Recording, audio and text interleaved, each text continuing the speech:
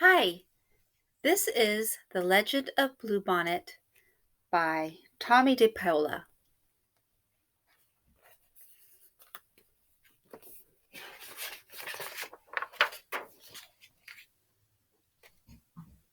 The Legend of Bluebonnet.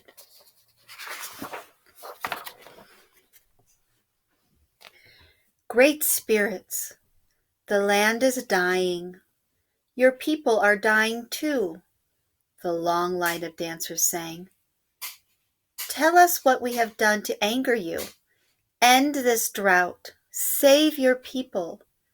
Tell us what we must do so you will send the rain that will bring back life.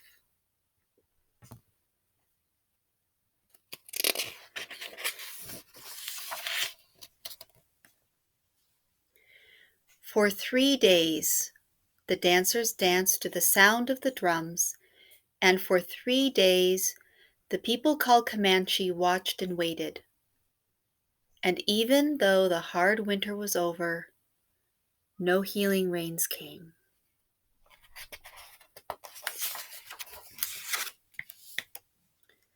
Drought and famine are hardest on the very young and the very old. Among the few children left was a small girl named She Who Was Alone.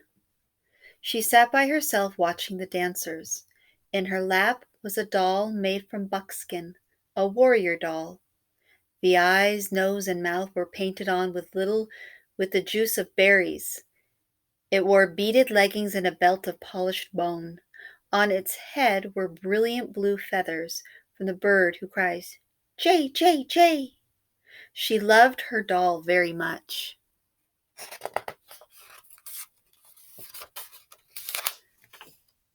Soon, She Who Was Alone said to her doll, the shaman will go off alone to the top of the hill to listen for the words of the great spirits. Then we will know what to do so that once more the rains will come and the earth will be green and alive. The buffalo will be plentiful and the people will be rich again. As she talked, she thought of the mother who made the doll, of the father who brought the blue feathers. She thought of the grandfather and the grandmother she had never known. They were all like shadows. It seemed long ago that they had died from the famine. The people who had named her and cared for her. The warrior doll was the only thing she had left from those distant days.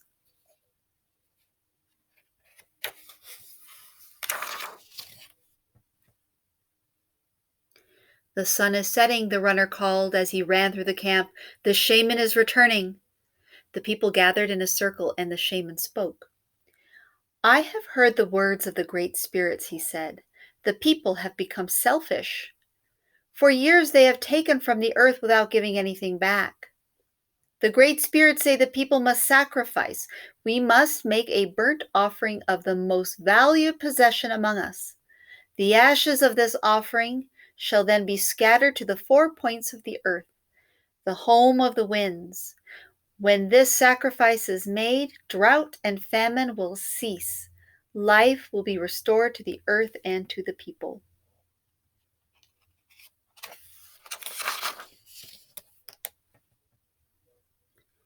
The people sang a song of thanks to the great spirits for telling them what they must do. I'm sure it is not my new bow that the great spirits want, a warrior said, or my special blanket, a woman added, as everyone went to their teepees to talk and think over what the great spirits had asked.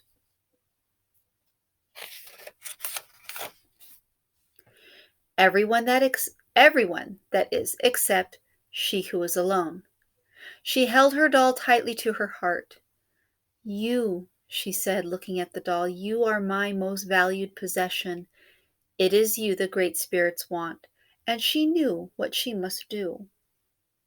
As the council fires died out and the teepee flaps began to close, the small girl returned to the teepee where she slept to wait.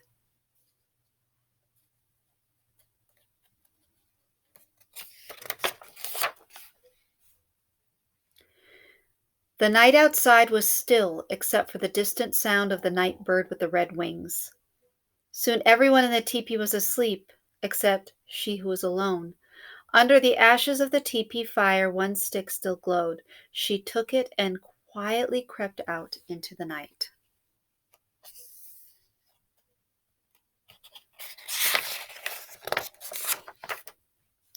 She ran to the place on the hill where the great spirits had spoken to the shaman. Stars filled the sky, but there was no moon. "O great spirits," she who is alone said, "here is my warrior doll.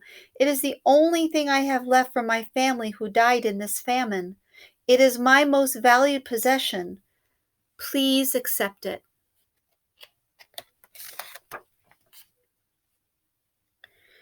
Then, gathering twigs, she started a fire with the glowing fire stick.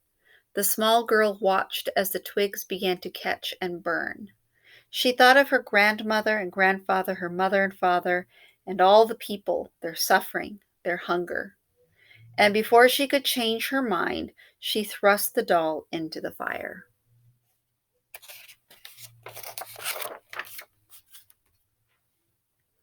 She watched until the flames died down and the ashes had grown cold.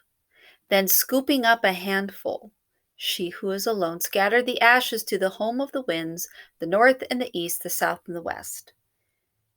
And there she fell asleep until the first light of the morning sun woke her.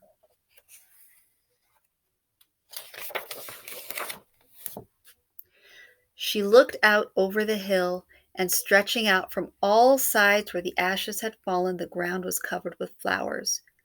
Beautiful flowers, as blue as the feathers in the hair of the doll, as blue as the feathers of the bird who cries, "Jay, Jay, Jay."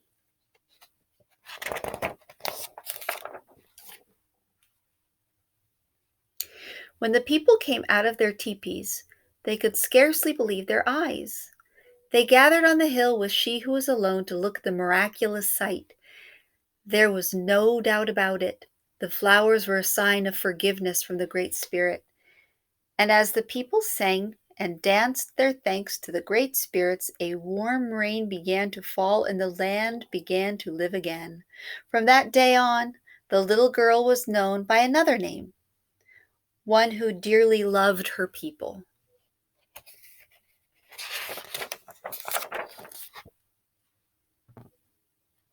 And every spring the Great Spirits remember the sacrifice of a little girl and fill the hills and valleys of the land now called Texas with the beautiful blue flowers, even to this very day.